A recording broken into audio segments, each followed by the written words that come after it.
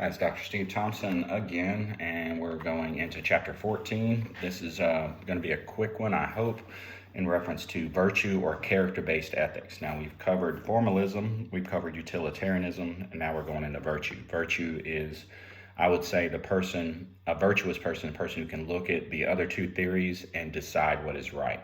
The way to get there and shooting for an ethical outcome.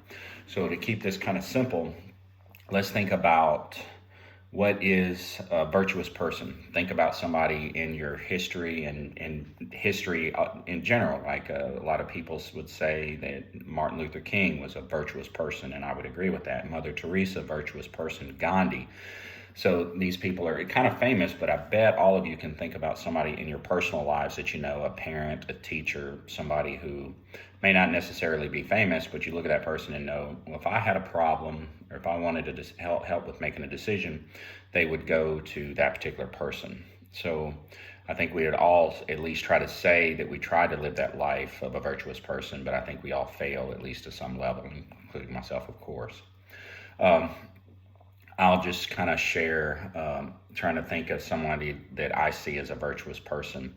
And I'll give you two examples. And I've talked about Trooper Carl Cavalier in the past. He was a good trooper, doing the best, working to be a trooper, but he decided to violate the rules because he saw that a murder had been committed. The troopers had murdered a man for no reason and went and told his family that he died in a car crash, which was blatant lies. They sent the body to another state for an autopsy.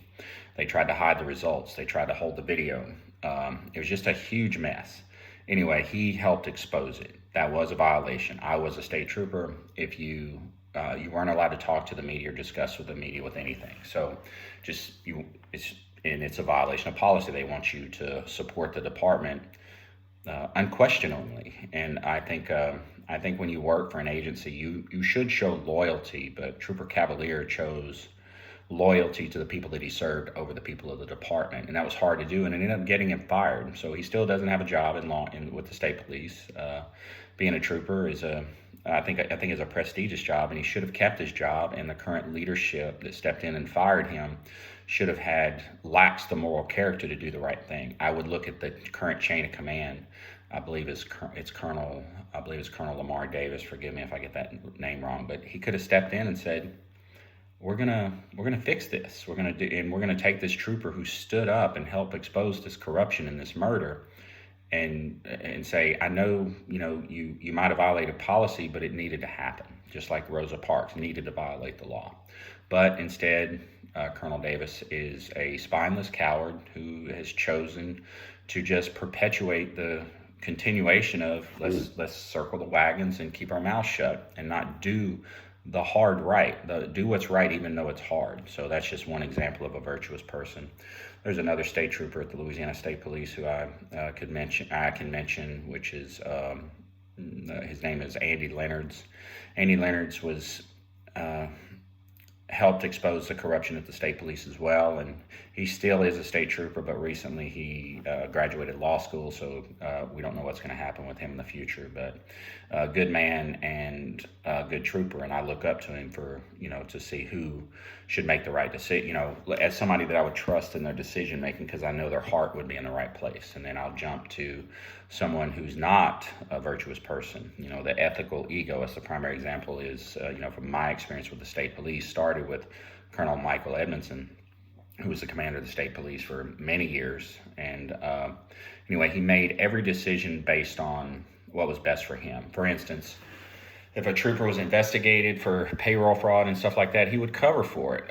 In fact, troopers that he covered for have subsequently been arrested for what they were doing. One trooper I believe he submitted a timesheet, and he was on duty for 14 days, 24 hours a day, 7 days a week, and which is basically impossible. But he covered for that. And it wasn't until the news media got involved and started reporting it, and then they said, okay, now we have to do a criminal investigation and arrest these people. But I knew his heart when I was the state police. Like I said, I saw the way he treated troopers' wives, and like I said, I saw that with my own eyes. That's not the rumor mill. I saw the way he approached their wives and how he would drink and think that he was entitled to them in some way. But I knew his heart and I knew that there was really no decision that could be made that wasn't for him personally. So I started submitting through attorneys, through other news organizations. I would say this is the public records request that you need to submit. And now Edmondson had been exposed for many different things. Like I said, they secretly and snuck in a retirement amendment. They got voted in and actually got passed into law. They ended up revoking it, but for him personally, which gave him an extra $55,000 per year on his retirement. He didn't let any other troopers do that. It was just for him, and it happened to affect one other trooper, and that's the kind of stuff it was. But he was just slippery, and it just wasn't ever enough for something to happen. Anyway, I knew there was no decision he could make, no matter what it was. So I was at a charitable function where he was present, and he was actually one of the keynote speakers. And I'd been present for those while I was a state trooper. At this point, I was no longer a state trooper because I honestly could no longer be loyal to the department after all the corruption that I had seen. I'm talking unlawful arrest, arresting innocent people, felony payroll fraud, stealing of millions of dollars, not 1,000, not 100, millions of dollars over a payroll fraud that was happening. And we exposed it, but still nobody got arrested except for one trooper. He got 75 felonies, but a couple others. Anyway, it just wasn't really that much of a response, and Edmondson was just able to skate by with everything that he was allowing to happen. It was under his leadership. And anyway, he's given this speech, and I've heard this speech several times, and it was the same stuff. He said that he gets all this money from the Trooper Foundation, one of the charitable organizations, and what he was doing with it. But it was the same speech every year. It's like, are they ever going to do anything new with this money? This money that he was talking about spending, he spent it a long time ago. So I wonder what's happening with the new money. And part of the training, or part of the money that was spent, was like to help troopers go to conferences and stuff like that. I'm like, and he had a tan at the time, and I was like, they just got back from California for the International Association of Chiefs of Police Conference or something to that effect in San Diego. And of course, I knew that he'd done something that he shouldn't be doing, or that was unethical, because it was involving a decision, it was involving travel. So what was it? So I made a phone call, and I had no idea that phone call that I made was, hey, pull the records on San Diego. And they immediately pulled the records, and they started circling the wagons, and they realized this stuff is actually going to get out. And it was only roughly the waste of about $70,000+. And you think that's a lot of money, but not for Edmondson. I mean, like I said, the payroll fraud was in the millions, $55,000 a year every year just for him for the rest of his life. That's the type of stuff that he would do.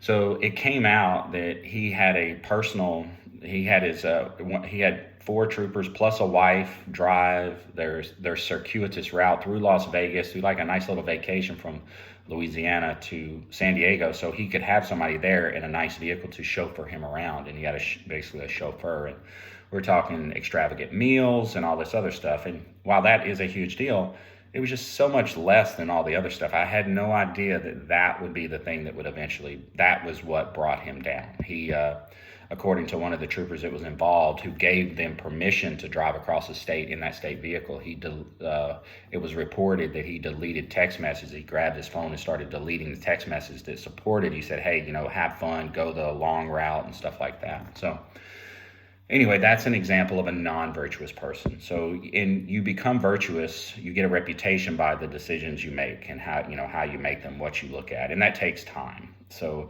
I'm sure all of you can think about someone in your life that you can say, no matter what happens, they're going to make the decision that's best for, not for themselves, but for the people that they're serving, especially when you're talking about the criminal justice system. I would challenge each of you to make a list of traits of that contribute to a virtuous person. And when people do that, usually it's pretty much the same stuff. I'll go through, there's some on chat on slides 5 and 6, such as wisdom and or intelligence. Now don't confuse wisdom and intelligence with the ability to make a decision that's ethical, because there are certain leaders out there and certain people that are intelligent, but they use that for evil. They use that because they're not a virtuous person. They look at a way to take advantage of people and hurt people. For instance, Bernie Madoff was a very intelligent person and very influential, and could convince people to give him, it was billions of dollars, and he was able to swindle people out of their retirements. And he went to prison, and I think he died in prison. But that's obviously not all traits. While traits are good, they're not all contributing towards a virtuous person. Courage, temperance, justice, those are some. There's a big list on slide 6. Generosity, honesty, integrity. Those are all things that can help contribute to the identification of a virtuous person. And when you're looking not only just for an ethical person, but a leader, you should be looking for these particular traits. And we honestly don't have that all the time. Some people look at President Barack Obama as, he's very charismatic, and charisma is a good trait to have. It gets a lot of people to listen to you. But charisma is not just, doesn't mean, doesn't make you a good leader, a virtuous person. It just make you, a good communicator and stuff like that. Because while Barack Obama, and I'm not saying Barack Obama was a charismatic but a bad person, because I do think he was a good person and a good president of the United States. That's my personal opinion on it. Look at Hitler. Hitler was a very charismatic person, but obviously he was a despicable human being, and if there is a hell, he should be rotting there, still being tortured for eternity for the things that he did. But he was charismatic enough to convince his armies and his people that it was perfectly acceptable to kill 6 million Jews because they were Jews. So that was obviously not a virtuous person. So anyway, virtue ethics, just simply being a good person. You can, and with the intelligence of being a good person, you should be able to look at formalism and utilitarianism and make a decision that is intended to have a good outcome. And the way you get there is hopefully not to sacrifice getting to that point. So, but you never know. It's not just a chess game, or maybe it is a chess game. For instance, there's no way to go into combat, to have a war, and not send soldiers to their deaths. You just can't win a war without doing that. And at some level, you have to be a macro analyst to look at, okay, like when they stormed the beaches of Normandy, they knew that the United States of America was going to suffer heavy losses during that. But they said it was worth it to do it, to be able to win the war. And that was a huge sacrifice to make. Was it a virtuous person that made that choice? We did win the war, but we did lose a lot of Americans during that, and without that sacrifice, it couldn't have happened. So I've served in the military, and I've had good leaders and I've had bad leaders. And there's a phrase called fracking that was, I think, invented in the not fracking, fragging. Fracking is for digging up gas. Fragging, when you had a bad leader in the Vietnam era, they would think that this leader, this lieutenant, this platoon commander, whoever, was going to get them killed. So in lieu of them getting killed, they would just toss a grenade in the tent. They called it fragging, to get rid of that person, because that person was not a good leader, either unethical or incompetent. There's two things that are hard to deal with, we'll say, from a leadership perspective: incompetence and insubordination. Those if you have incompetence, and then it's kind of almost impossible to make a decision as a leader. If you have someone below you that is insubordinate, won't carry out the orders which you command, then that's another issue as well. So that's kind of jumping off into some leadership issues. So with that said, just being a good person, that person has to be able to analyze all the ethical theories, as in at least the other two, formalism, utilitarianism, to make a decision. That's all I have on virtue, and that wraps up chapter 14. We'll see you in 15.